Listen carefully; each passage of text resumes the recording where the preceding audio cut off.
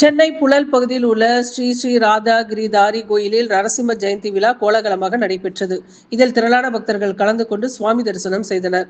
பெருமாளின் 10 அவதாரங்களில் ஒன்றான நரசிம்மர் அவதரித்த தினமான இன்று சென்னை புழல் பகுதியில் உள்ள ஸ்ரீ ஸ்ரீ ராதா கிரிதாரி கோயிலில் நரசிம்ம ஜெயந்தி விழா கோலாகலமாக நடைபெற்றது. யாகசாலையில் தீமூட்டி யக்ஞம் வளர்க்கப்பட்டது. பின்னர் ஸ்ரீ நரசிம்மர் விக்கிரகத்திற்கு நல்லெண்ணெய் தைல காப்பும் நடைபெற்றது. அதன் பின்னர் பால், தயிர், தேன், கற்கண்டு உள்ளிட்டவை கொண்டு அபிஷேகம் செய்யப்பட்டது.